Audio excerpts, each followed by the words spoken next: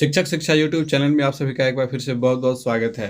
आप लोगों ने मेरे इस वीडियो पर बहुत सारे कमेंट्स किए कि सर डीएलएड एंट्रेंस एग्ज़ाम की जानकारी दें, और मैं भी काफ़ी एक्साइटेड था इसको लेकर के।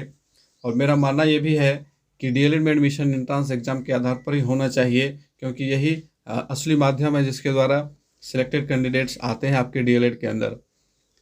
और आप में से भी बहुत सारे लोग ये चाहते हैं कि डीएलएड में एडमिशन जो है वो एंट्रेंस टेस्ट के माध्यम से ही होना चाहिए, क्योंकि यही सबसे बेस्ट तरीका है एडमिशन लेने का डीएलएड के अंदर। जिस प्रकार से बीएड में एंट्रेंस टेस्ट के द्वारा एडमिशन होता है, उसी प्रकार से डीएलएड में भी होना चाहिए। लेकिन अभी तक चूँकि कोरोना की वजह से एक बार 2020 में ये लागू किया गया था कि एंट्रेंस टेस्ट लिया जाएगा, लेकिन कोरोना की वजह से फिर उसे पोस्टपोन करना पड़ा था सरकार को। लेकिन इस बार उम्मीद थी कि जैसे कि कोरोना के मामले बहुत ही ज़्यादा घट गए हैं, सामान्य स्थिति हो गई है, तो एंट्रेंस एग्ज़ाम लिया जाए। मैंने पिछले वीडियो में बताया था कि 75% चांसेस हैं कि एंट्रेंस एग्ज़ाम होगा। लेकिन अब जो न्यूज़ सामने आ रही है वो उन सभी छात्रों की उम्मीदों पर पानी फेरने वाला है जो चाहते थे कि एंट्रेंस एग्ज़ाम हो। ये 99% कन्फर्म न्यूज़ है कि इस बार भी आपका एंट्रेंस एग्ज़ाम नहीं होगा। आपके फिर से एडमिशन मार्क्स के आधार पर लिए जाएंगे। जितना मार्क्स आपका रहेगा उसी के आधार पर एडमिशन लिया जाएगा। तो मार्क्स के आधार पर कैसे एडमिशन होगा, चलिए इसके बारे में सारी जानकारी मैं आप लोगों को दे देता हूँ। मार्क्स बेस्ड एडमिशन प्रोसेस में आपके इंटर और मैट्रिक के परसेंटेज का एवरेज निकाला जाता है। सपोज दैट यदि आपके मैट्रिक में 60% मार्क्स हैं और इंटरमीडिएट में आपके 70% मार्क्स हैं, तो इन दोनों को ऐड करेंगे 130 आएगा, डिवाइडेड बाई 2 करेंगे तो 65 आएगा। तो ये जो 65% एवरेज निकल कर आया, ये आपका मेरिट पॉइंट कहलाता है, और इसी मेरिट पॉइंट के आधार पर आपका एडमिशन होता है। सबसे पहले तो जब आवेदन की तिथि आएगी तो उस तिथि से लेकर के आवेदन की अंतिम तारीख तक आप लोगों को मौका दिया जाएगा कि ऑनलाइन वेबसाइट पर जाकर के ऑनलाइन अप्लाई करना है। अब देखिए, बिहार में टोटल 66 सरकारी डाइट हैं, और इन 66 डाइट में आप अप्लाई कर सकते हैं जहां आपकी सहूलियत हो। ऐसा नहीं है कि केवल एक ही जगह पे अप्लाई करना है। बहुत सारे स्टूडेंट्स जानकारी के अभाव में केवल एक या दो जगह अप्लाई करते हैं और फिर उनका सिलेक्शन नहीं हो पाता है अगर मार्क्स कम रहता है तो। अब देखिए, मैं आपको आगे बताऊंगा कि आपको कितने मार्क्स के आधार पर एडमिशन के लिए अप्लाई करना चाहिए, तो वीडियो में पूरा बने रहेंगे, अंत तक वॉच करेंगे। तो सबसे पहले इस चीज़ को समझेंगे कि जो मेरिट पॉइंट बनता है वो आपके कैटेगरी वाइज है ना, आपकी क्या कैटेगरी है, ठीक है, उसके अनुसार भी ये डिपेंड करता है, ऊपर नीचे होने की संभावना रहती है। इसका कट ऑफ पिछले बार क्या गया था उसके ऊपर भी मेरा वीडियो है, आप उसे भी वॉच करके इस चीज़ को समझ सकते हैं। और आने वाले समय में भी कट ऑफ क्या रहने वाला है मैं इसकी चर्चा भी आगे करता हूँ, ताकि आप लोग बिल्कुल क्लियर हो जाएं कि आपका एडमिशन हो पाएगा या फिर नहीं हो पाएगा, है ना। अब सबसे पहले इस चीज़ को समझें कि 66 डाइट स्कूल्स हैं, कॉलेजेज हैं, तो आप एक से अधिक जगह पे अप्लाई कर सकते हैं, इसमें कोई दिक्कत नहीं होगी, ठीक है, क्लियर। आपका मार्क्स कितना है इसके आधार पर भी आपको वहाँ पे अप्लाई करना है। अगर आपके बहुत अच्छे मार्क्स हैं 80 to 90% के बीच है, तो आप एक या दो जगह भी अप्लाई करेंगे तो वहाँ आपका एडमिशन हो जाएगा। लेकिन जैसे ही आपका 80 से नीचे रहता है तब आपको स्ट्रेटजी बनानी पड़ती है कि आपको कहाँ कहाँ पे अप्लाई करना है। अब दूसरे ज़िला में भी आप डाल सकते हैं, बिल्कुल कोई दिक्कत नहीं है। आप कहीं भी एडमिशन आपका हो जाएगा तो आप वहाँ जा कर के पढ़ सकते हैं।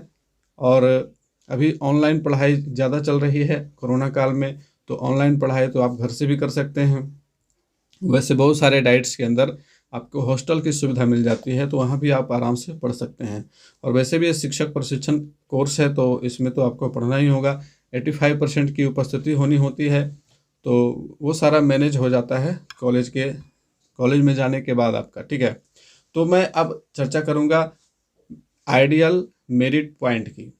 Category wise ideal merit point क्या है जिसके आधार पर आपका एडमिशन डीएलएड में हो सकता है, और यदि आपका कट ऑफ उसके नीचे बनता है तो फिर आपको सोचना पड़ेगा कि आप डीएलएड में अप्लाई करेंगे या फिर नहीं करेंगे। क्योंकि देखिए, कट ऑफ काफ़ी हाई जाता है, और इसका कारण ये है कि बिहार बोर्ड के साथ साथ सीबीएसई बोर्ड वालों को भी इसमें अप्लाई करने का मौका दिया जाता है। और जैसा कि आप लोगों को पता होगा कि सीबीएसई में मार्क्स बहुत ज़्यादा उठते हैं और 10 सीजीपीए वाले छात्र बहुत ज़्यादा होते हैं। तो जो 10 सीजीपीए कहने का मतलब हो गया कि 100% जिनके मार्क्स हैं, है ना, 95% जिनके मार्क हैं, तो उनका मेरिट ऑब्वियसली काफ़ी ज़्यादा बनेगा। और आप पिछले वर्ष के भी मेरिट लिस्ट को उठा करके देखोगे तो आपको 10 में से 7 CBSE वाले कैंडिडेट नज़र आएंगे। तो बिहार बोर्ड वाले ऑब्वियसली पिछड़ जाएंगे क्योंकि उनके मार्क्स कम रहते हैं। तो ऐसी स्थिति में लोगों ने इंट्रांस एग्ज़ाम की आस लगाया हुआ था कि इंट्रांस एग्ज़ाम लिया जाएगा और उसके द्वारा हम अपने टैलेंट के बलबूते एडमिशन लेंगे, लेकिन इस बार भी इंट्रांस एग्ज़ाम नहीं होगा। तो आइडियल मेरिट पॉइंट क्या है जिसके अंदर आपका एडमिशन हो सकता है कैटेगरी वाइज, चलिए इसको जान लेते हैं। तो सबसे पहले कैटेगरी है जनरल कैटेगरी, और जनरल कैटेगरी का कट ऑफ काफ़ी हाई रहता है। अगर आपके 78% एवरेज बन रहे हैं, 78% या उससे ज़्यादा है, तो आपके एडमिशन होने की संभावना है। और अगर उसके नीचे है, 75% से नीचे है, तब तो भूल जाइए कि आपका एडमिशन होगा। जनरल कैटेगरी में बहुत ज़्यादा कट ऑफ जाता है, ठीक है। उसके बाद बात करें कि BC कैटेगरी के, तो BC कैटेगरी का कट ऑफ जो है वो 75% के अबव चला जाता है। तो 75% से अबव अगर आपका मार्क्स बन रहा है और आप BC कैटेगरी में हैं, तब आप अपने आप को सेफ मान सकते हैं एडमिशन के लिए, अन्यथा उसके नीचे वालों को काफ़ी ज़्यादा प्रॉब्लम होती है। वहीं EBC कैटेगरी की बात करें तो EBC कैटेगरी का भी 72 से 74% कट ऑफ जाता है। और यदि आपका उसके नीचे बन रहा है तो फिर आपको भी सोचना पड़ेगा। वहीं बात करें कि SC कैटेगरी वालों को, तो SC कैटेगरी वालों को भी लगभग 66% एवरेज चला जाता है। 66 से एबव भी रहता है, 66 से नीचे नहीं रहता है। बात करें ST कैटेगरी के स्टूडेंट्स की, तो ST कैटेगरी का देखिए सबसे बड़ा इसमें नेगेटिव पॉइंट ये है कि ST कैटेगरी को केवल 1% आरक्षण दिया गया है बिहार के अंदर। तो केवल 1% आरक्षण, यानी कि केवल एक सीट आपको, अगर 100 सीट है वहाँ पे, तो एक सीट केवल आपको ST का मिलेगा। तो उस एक सीट पर जो सबसे ज़्यादा मार्क्स वाला होगा, अगर 70% उसका मार्क्स है और आपका 69 है, तो ऑब्वियसली 70% वाला का हो जाएगा, आपका नीचे रह जाएगा। और यदि आपका जनरल कैटेगरी में बनता है तो फिर वहाँ से आपका एडमिशन होगा, अन्यथा आपका एडमिशन नहीं होगा।